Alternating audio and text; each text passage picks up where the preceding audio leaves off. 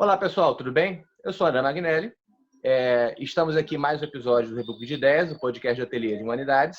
Para quem não nos conhece, acesse ateliêdehumanidades.com. Nesse episódio hoje, a gente está, mais uma vez, entrando na conversa sobre a pandemia de coronavírus e trazendo hoje um livre pensador parceiro, pesquisador da Universidade de Guadalajara, diretor da revista Vieses em Diálogo, Filosofia e Ciências Sociais, o professor Jaime Torres Guillen, sociólogo e também poderia considerar, com um grande pé na filosofia, americano. Olá, Jaime, tudo bem? Hola, Prazer buenos tê-lo aqui. días. Buenos días, André, Manuel, a todas, a todos. Gracias por la invitación. Muito obrigado por você estar aqui. A gente vai conversar falando um pouco sobre a pesquisa que o próprio Jaime tem sobre o que podemos chamar de gramáticas morais, não somente da ação social, mas também a gramática normativa da teoria social, né, articulando o problema da teoria com a questão das práticas sociais. Vamos conversar sobre esse aspecto da obra dele, mas também vamos conversar principalmente sobre um artigo que ele publicou na série de debates, né, que está no nosso site. Convido que vocês entrem lá, acessem, leiam o texto e acompanhem o nosso vídeo. Publicado em 24 de março. O título é Sobre pandemias, catástrofes e outras patologias sociais. Está lá no site, tanto em espanhol quanto em português. Jaime, vamos começar? Sí, adelante. Vou te fazer uma provocação só para que possa desenvolver um pouco.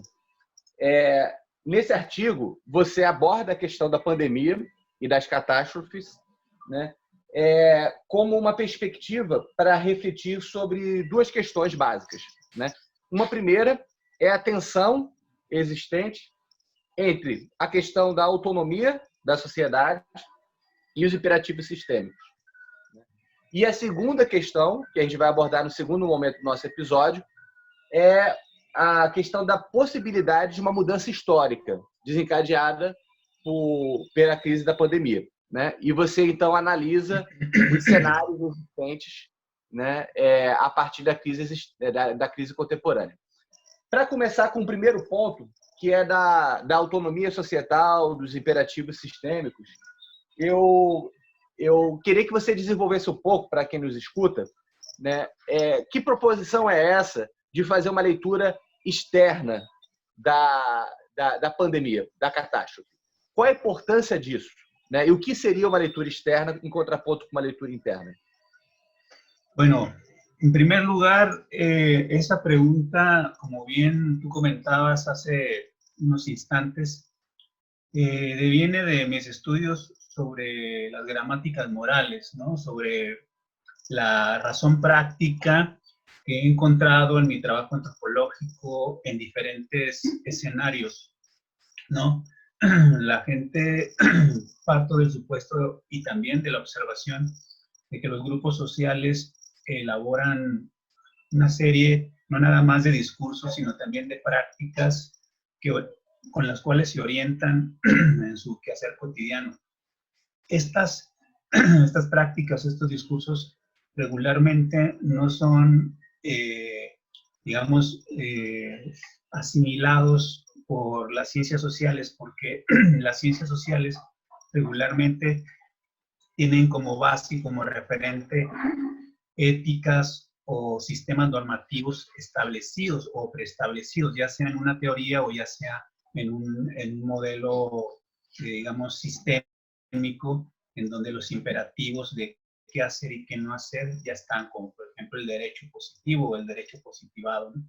Entonces, en el caso concreto de la pandemia, ustedes no me dejarán mentir que hay pues un aumento considerable de estos imperativos sistémicos que vienen en este caso de los gobiernos, de las instituciones globales, pero también vienen de el campo médico, ¿no?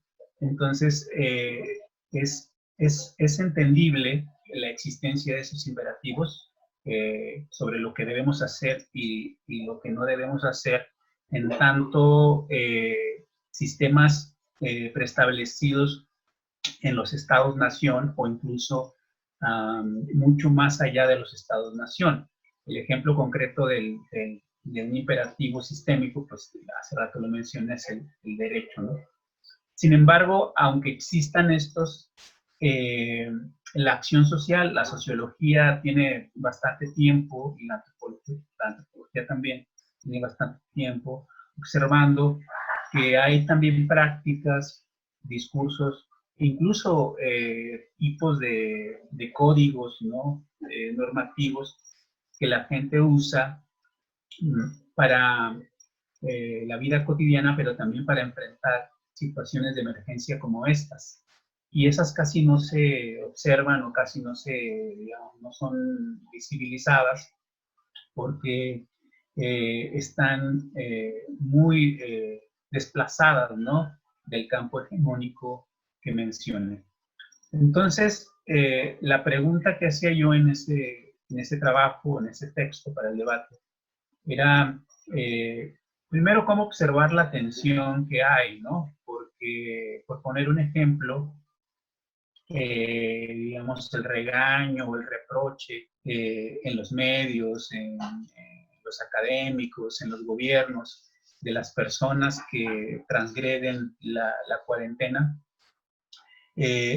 son, digamos, poco reflexivos por la emergencia misma, ¿no? Es decir, pareciera que todas las personas que transgreden la cuarentena pues están en la misma condición, o se dice que comúnmente es en algunos casos porque pues tienen que salir a trabajar, ¿no? Sin embargo, a mí me parece que también hay una especie de gestión normativa en las personas sobre su orientación de qué hacer y no hacer en estos casos, ¿no? Entonces ahí se observa una tensión entre estos imperativos sistémicos de los estados, de los médicos, de la comunidad científica, de las instituciones universitarias, etcétera, con las prácticas concretas de la gente, ¿no? Entonces, para hacerla más visible esta tensión, para hacerla como más específica, yo planteo la pregunta en términos normativos, ¿no? Es decir, cómo se vincula, cómo empatarían o cómo se vinculan, ¿no? Estas decisiones de las personas que tienen en el fondo una gramática moral, que tienen en el fondo una normativa. O sea, si uno pregunta a las personas por qué hacen lo que hacen, pues van a responder por qué hacen lo que hacen. Puede que no nos guste o no estemos de acuerdo en su respuesta, pero ese no es el punto a discutir. El punto a discutir es cómo se empatan estas dos formas de orientarse ante la pandemia y qué importancia tiene a la hora de discutir lo que tendríamos que hacer más allá de estos imperativos sistémicos, ¿no? Entonces, ese es un problema, a mi manera de ver, para la sociología y para otras disciplinas afines, y por eso digo que tienen la obligación de plantear estos problemas para ver el asunto de la pandemia en una perspectiva mucho más amplia que la simple, no la simple, pero sí que el foco centrado en la medicina, en la epidemiología, ¿verdad?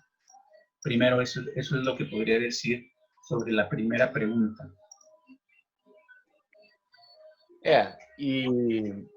Então, para falar sobre isso, você usa um conceito que é o de patologias sociais, né? Patologias sociais.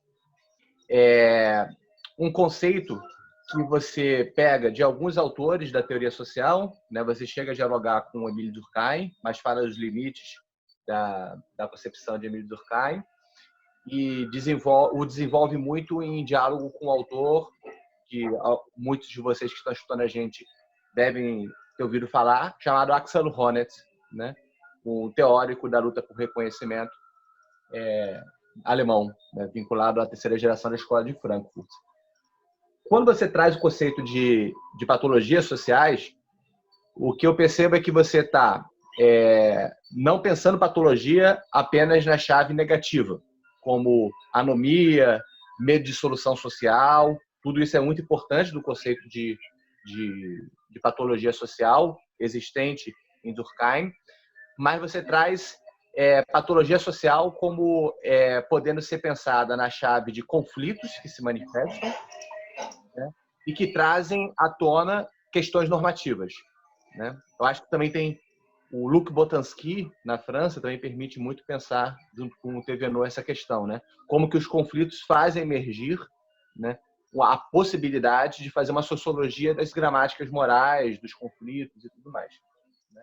Para citá-lo, você fala na primeira parte do texto o seguinte: as patologias sociais não seriam apenas um medo da dissolução social, uma desinstitucionalização ou uma anomia, mas também a perda da autonomia para justificar normativamente uma orientação e ação social, né? Então, é interessante que, ao trazer a gramática, você traz no centro da reflexão própria da teoria crítica o problema da autonomia. Numa situação dessa, então, o que a pandemia de coronavírus pode colocar como riscos para a autonomia e como conflitos emergentes nessa reivindicação ou nessa pretensão de manutenção da autonomia das pessoas y prácticas? Sí, sí, claro, eso tiene que ver con la segunda pregunta para el debate, ¿no? Es decir, a partir de estos imperativos sistémicos que se están imponiendo con más fuerza y que tienen en el fondo elementos comprensibles, por supuesto, ¿no? Un virus nos puede matar, por supuesto, lo está haciendo, pues, pero digamos, la capacidad de las personas para decidir sobre su vida en un sentido colectivo no puede ser anulado bajo ningún pretexto, ¿no? Porque esto nos lleva entonces a preguntarnos sobre los distintos eventos que van a aparecer producto de la pandemia o que ya están apareciendo producto de la pandemia, ¿no? Estos efectos, algunos ya, digamos, previstos, otros no previstos. Por ejemplo, los eventos previstos, que son pues las crisis económicas, ¿no? Que ya se está discutiendo bastante sobre esto, los efectos económicos que va a tener, y digamos, la saturación o la crisis que están teniendo los sistemas de salud pública y privada, ¿no? Son los más visibles, y las desigualdades que va a generar esto. Es cierto, o sea, es cierto que son los más visibles, pero hay otros que no son tan visibles, ¿no? Que tienen que ver con el concepto de patología social, con los conflictos que se van a generar derivado de esto, y cómo van a ser ese tipo de conflictos, cuál va a ser, digamos, el contenido que va a tener. A mí me parece que el concepto de patología social se refiere, bueno, sí, tiene una base muy importante en mis estudios sobre el trabajo de Axel Honneth, y también hago digamos, una genealogía de este concepto de la sociología tradicional, de Durkheim principalmente, Parson, pero más bien trato de entenderlo en un sentido mucho más político, aunque no separo el aspecto moral, ¿no? Que tiene la noción de patología social. Entonces entiendo la patología social como esa incapacidad que se va reproduciendo, ¿no? En las personas para poder orientarse con claridad en términos de principios normativos claros, sin que yo esté diciendo cuáles son esos principios normativos o cuál es su contenido. Es decir, la patología social aparece en el momento en que no existe una orientación normativa y que incluso las orientaciones normativas sistémicas son nocivas o se transgreden porque generan algún agravio. Entonces, estas desorientaciones pueden generar violencia, pueden generar discriminación, pueden generar falta de solidaridad, pueden generar una serie de factores que traen como consecuencia conflictos, que traen como consecuencia acciones contenciosas que no sabemos muy bien en qué consistirían, ¿no? Es decir, yo lo que planteo es, en esa segunda pregunta del documento, es cómo se vislumbran los problemas a distintos niveles que las ciencias sociales tendrían que ir revisando, ¿no? Entonces, sería interesante estudiar no nada más la patología en un sentido biológico, ¿no? Como está siendo revisada actualmente, o sea, los virólogos, los biólogos, los epidemiólogos, ¿no? O incluso los trabajos que se están haciendo por los complejos industriales, empresariales, gubernamentales sobre una vacuna contra el COVID-19, sino también estas patologías que son resultado de esta desorientación de la que estoy hablando. Un ejemplo muy sencillo, no sé si en Brasil, pero en el caso mexicano sí se ha dado con más, se ha observado más, que es la lesión a personal de salud, ¿no? Digamos, ese es un ejemplo de un tipo de patología social, ¿no? Es decir, la falta de orientación, de comprensión de un fenómeno genera un tipo de acción, ¿no?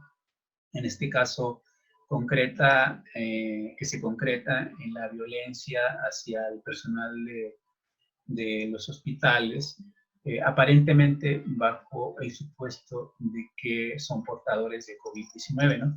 Entonces, pero ese es digamos, un botón.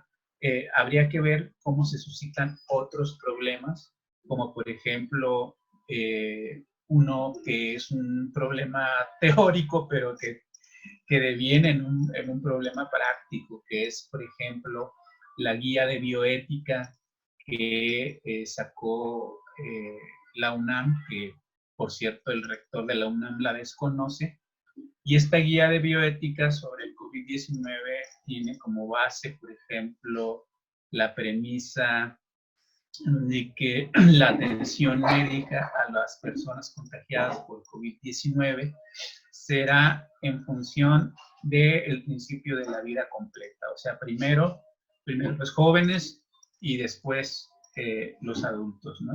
Por ejemplo, de una edad, de un rango de 0 a 19 años, o de 25 años a 40 años, o de 40 años a 70 años, etcétera, etcétera, se dará prioridad a quien tenga menos edad en función de un principio de la vida completa. Es decir, que tiene, digamos en palabras sencillas, que los viejos pues ya vivimos y entonces pues se le va a dar prioridad a los jóvenes, ¿no? Ese, por ejemplo, genera una patología social, pues porque ahí hay una desorientación muy clara y que genera una controversia, ¿no? Una controversia de simple y sencillamente preguntar ¿por qué? ¿Por qué es prioridad la vida de un joven que la de un anciano? ¿Me explico? Ese es un ejemplo muy, muy claro. Y así puedo ir sumando otros y otros y otros.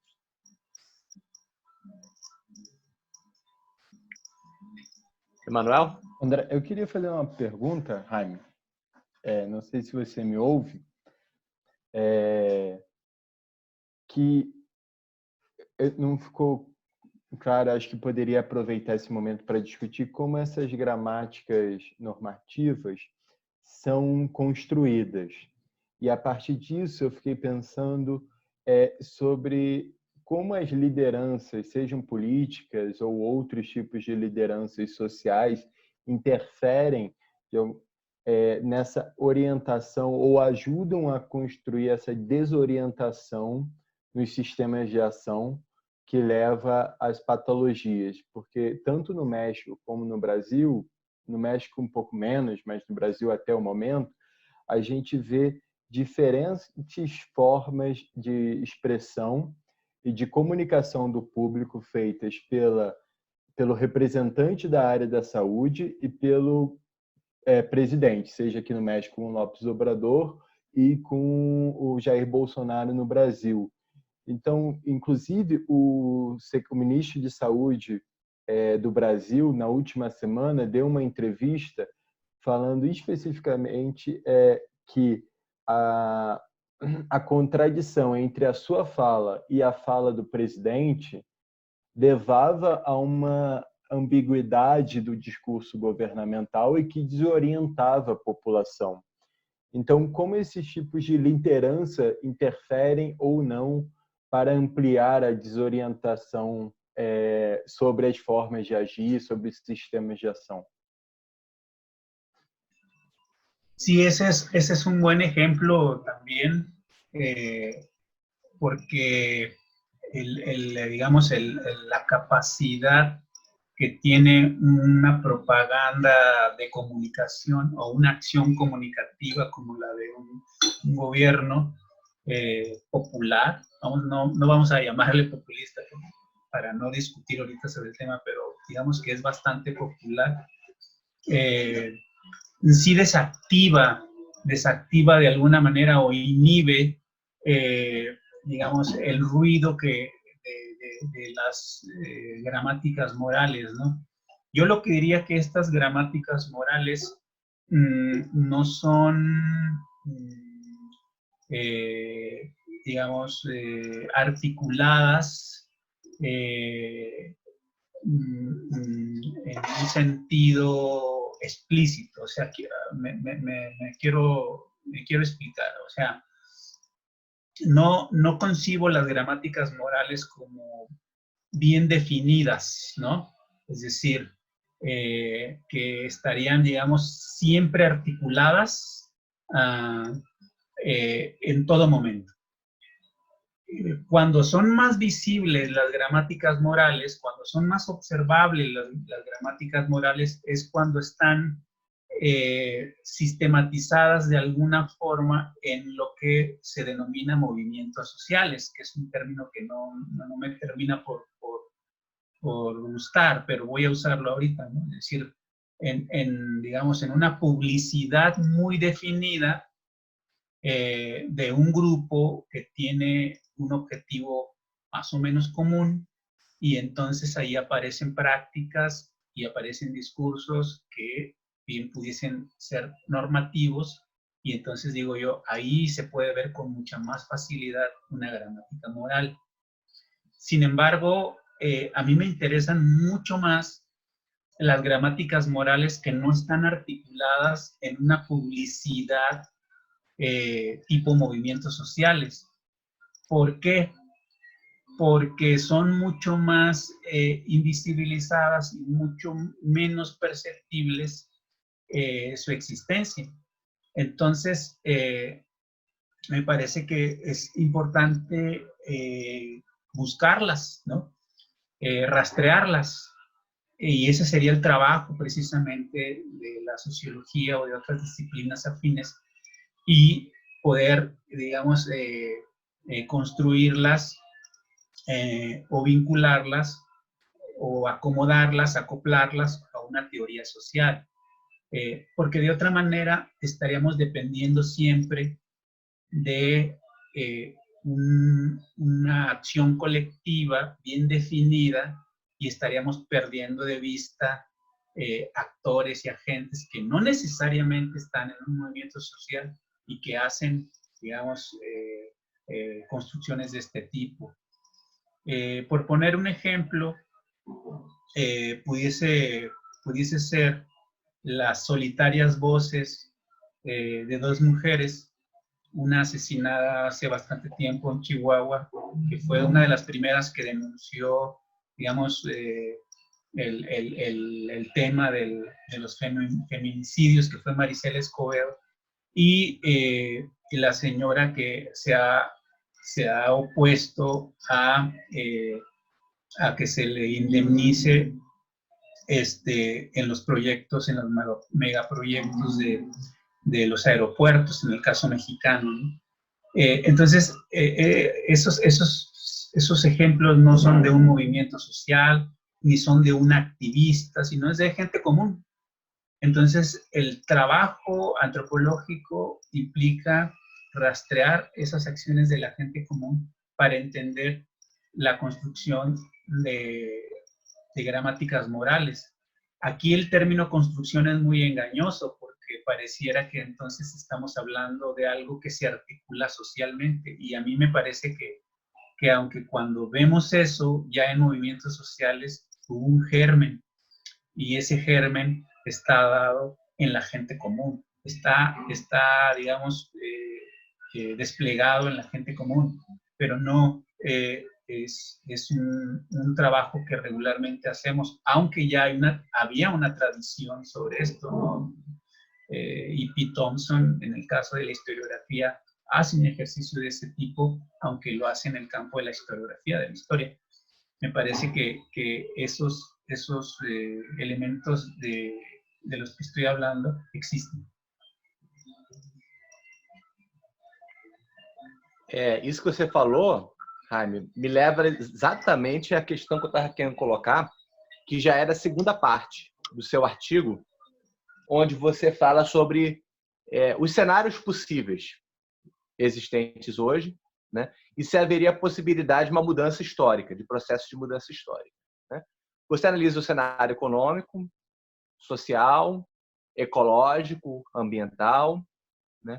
E você faz a seguinte afirmação, que o motor principal dos conflitos vão ser as classes populares, que são as mais impactadas por a pandemia, sobretudo no avanço delas, né? E você faz as seguintes perguntas: que tipos de conflitos serão esses que vão surgir, né, a partir das classes populares, né? Em que consistirão suas ações e alegações, bem como a repressão desses conflitos? Qual será o elemento de articulação? Eles serão assimilados ou subjugados, né? Então, você coloca questões centrais e, mais no final dessa sessão, você fala que, havendo certos movimentos de xenofobia, de etnocentrismo associado a asiáticos, você fala que também vê ali elementos de autoritarismo que também podem estar existindo na sociedade como um todo, né? Juntando essas duas questões, né? Vendo a classes populares como sendo talvez os principais motores dos conflitos que virão, já estão aqui ou virão, né? E também entendendo que uma parte das tendências pode ser de reforçar medidas autoritárias. O que você vê já emergindo da perspectiva de gramáticas morais quando você pensa, sobretudo, as classes populares,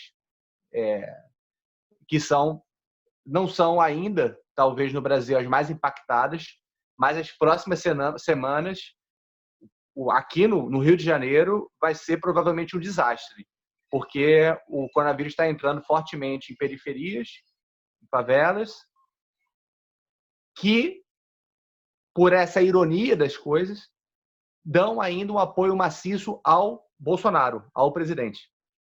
E acreditam que o vírus é uma gripezinha, é um problema menor.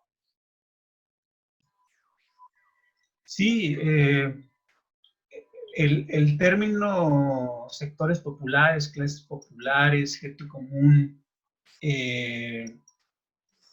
hay que tener cuidado cuando se usa, porque puede ser inmediatamente referido a las poblaciones empíricamente hablando, ¿no?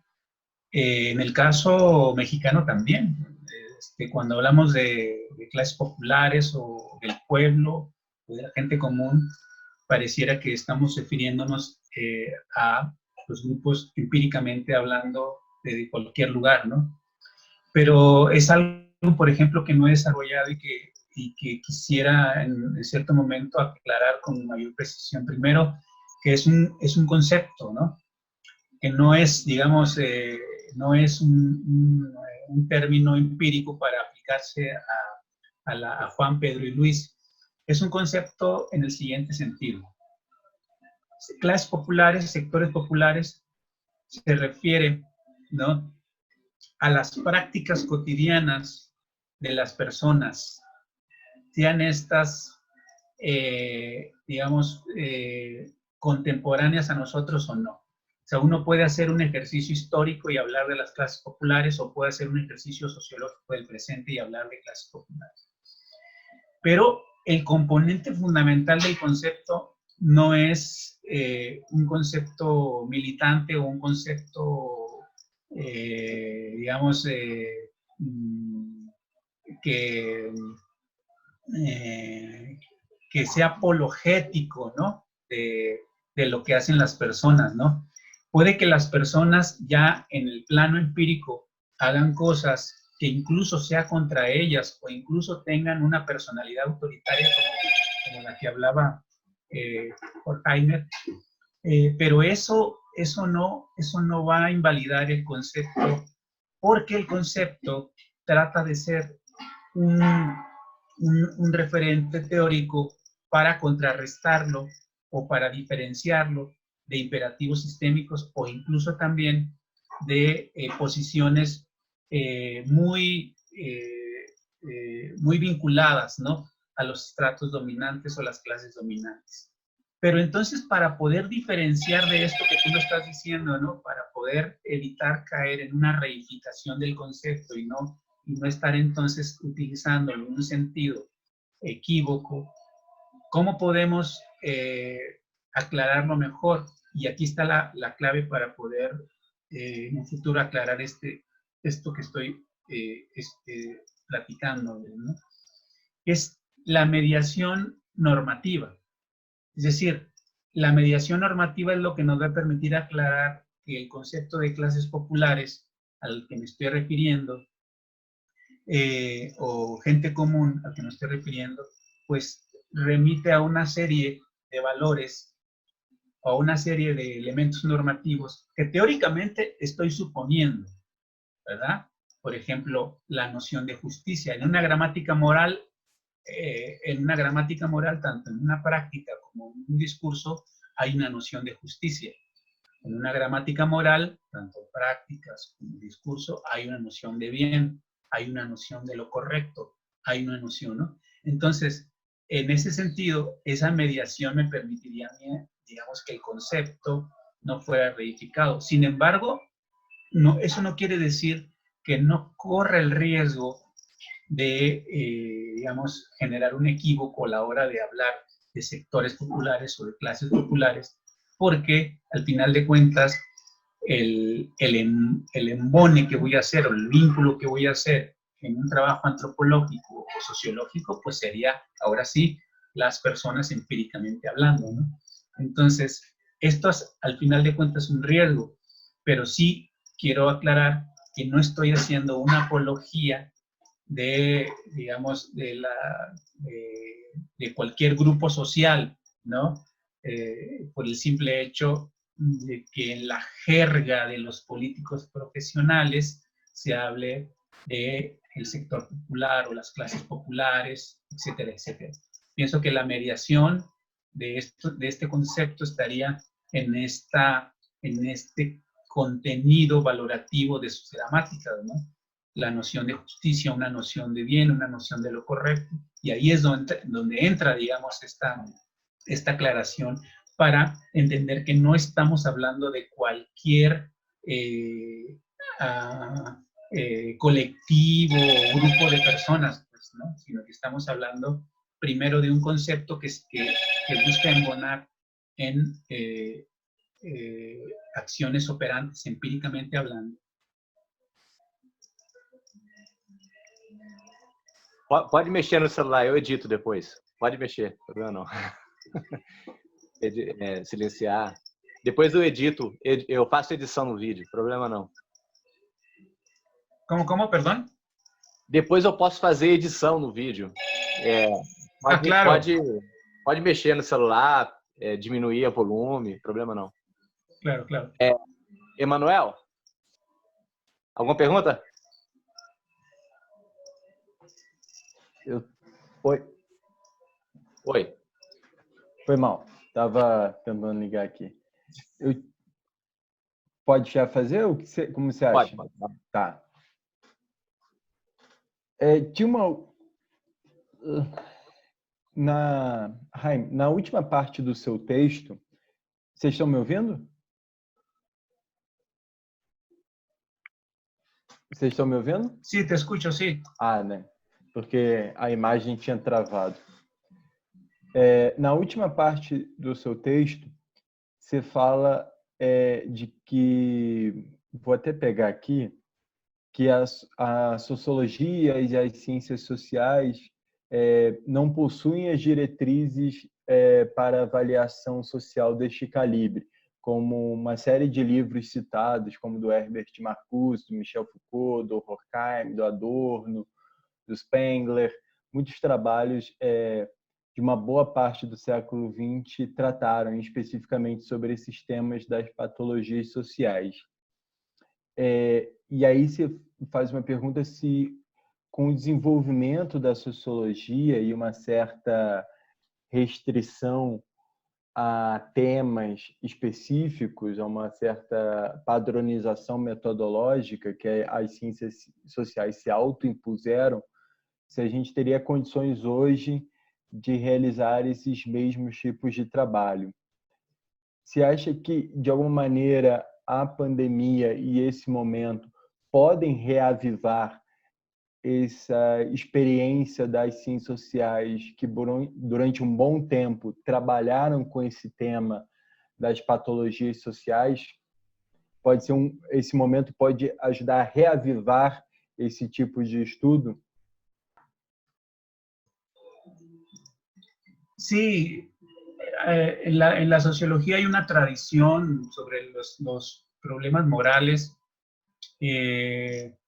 y en buena medida fue porque hay una influencia, ¿no?, de la filosofía en Europa, pero también porque en el fondo los problemas normativos, no nada más por el campo del derecho, de la sociología jurídica o de la sociología moral, eran importantes, ¿no?, para los sociólogos de la diferenciación, ¿no? Ustedes recordarán que el problema de la diferenciación fue un problema sustantivo para la sociología llamada clásica, tanto en Europa como en Estados Unidos, ¿no?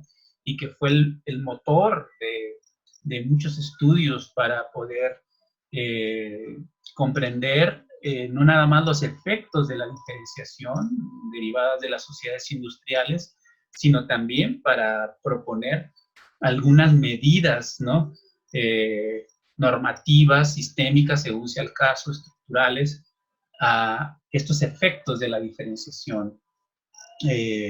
Los efectos más, digamos, más patológicos que, digamos, generaron disciplinas, pues fueron el crimen, el delito, ¿no?, las sociedades en las esquinas, las adicciones, las llamadas disfuncionalidades, ¿no?, sociales, y que no nada más generaron disciplinas como la criminología o la psicología social, sino también generaron instituciones, ¿no?, instituciones en atención a estos efectos y a lograr potenciar cohesión social, vínculos sociales, ¿no?, etcétera, etcétera.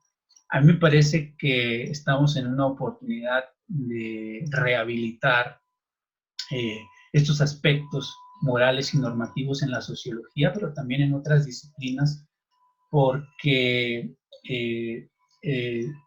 son fundamentales para entender una parte de los efectos que pueden traer no nada más la pandemia, sino los efectos que ha traído los modos de producción que conocemos o el modo de producción que conocemos, ¿no?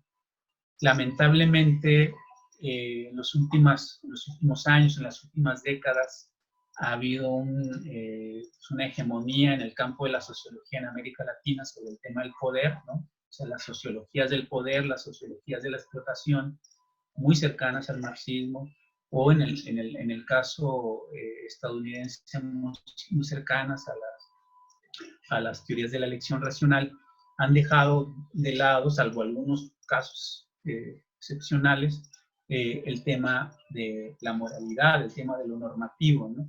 Que me parece que tiene muchos aportes, ¿no? Ahora en Francia, bueno, no ahora, ya tiene también bastante tiempo, que están volviendo al tema de lo normativo de una manera muy singular, pero me parece que ese elemento hace falta porque lo está llenando de una manera muy deficitaria el derecho o digamos, la visión convencional de los derechos humanos, pues, ¿no? Muy menor medida la filosofía moral, que es mucho más metaconceptual, o la ética, que es mucho más disciplinaria en cuanto a que está enclaustada, pues, en los campus universitarios o en los centros académicos, y con un marco de acción más amplio, la bioética, pero muy centrada a cuestiones médicas, ¿no? Entonces creo que la discusión normativa en el campo de las ciencias sociales es necesaria, es muy útil en un sentido positivo porque ayuda a comprender mejor no nada más conflictos, sino también procesos sociales y construcciones, ¿no? De formas de gestionar la existencia, incluso institucionalmente hablando, ¿no? En el ejemplo que ponía hace rato sobre el campo bioético, pues pareciera que la discusión es estrictamente filosófica, pero me parece que hay elementos antropológicos y sociológicos dignos de estudio, incluidos en el campo vernáculo, o sea, en el campo de la gente puede decir cosas bien interesantes a propósito de estas nociones de lo correcto, de lo justo y de lo bueno. Jaime, nessa linha do que você falou, eu acho que a citação que termina o texto, ela é excelente. Vou citar e fazer uma última pergunta minha, né, a respeito dela. Abre aspas. A sociologia está pronta para esboçar, construir e executar projetos analíticos e políticos sobre o estado atual de emergência e de catástrofe. Não fazer isso implicaria o abandono de um dos temas sociológicos por excelência, que é a tensão gerada pelos imperativos sistêmicos com a autonomia do labor das pessoas e seu sentido social. Creio que nós passamos aqui em uma conversa sobre essas tensões entre o sistema e o labor das pessoas em seu trabalho de construção de sentido social. E a pergunta que eu te faço para a gente começar a terminar o podcast é: esta sua concepção de sociologia, ela se vincula como a tradição de uma teoria crítica? Em que sentido, então, a sociologia seria uma teoria crítica, né? E em que ela estaria preparada? Quais seriam as características que ela teria hoje para que consiga melhor lidar com esse problema clássico de fazer um diagnóstico normativo de época?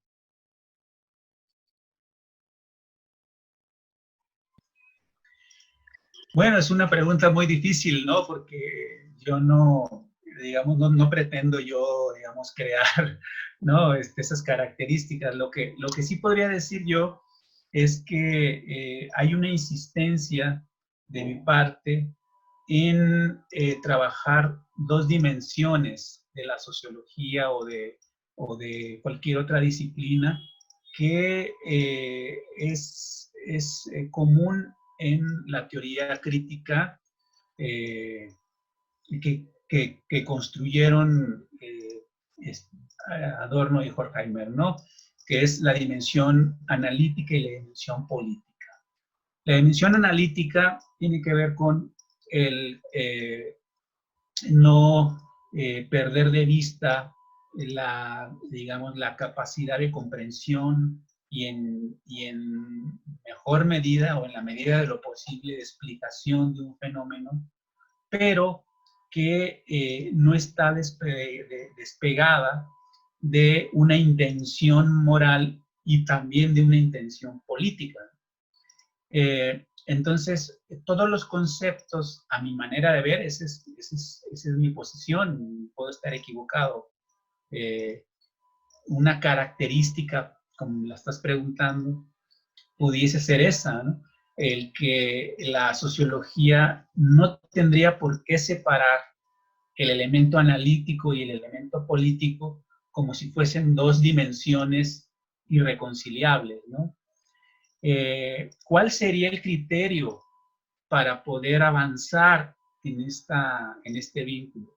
Digamos, en el rigor de la comprensión y en la mejor medida de la explicación, pero por otro lado también en la posición política de aquello que suponemos se debe hacer o no se debe hacer.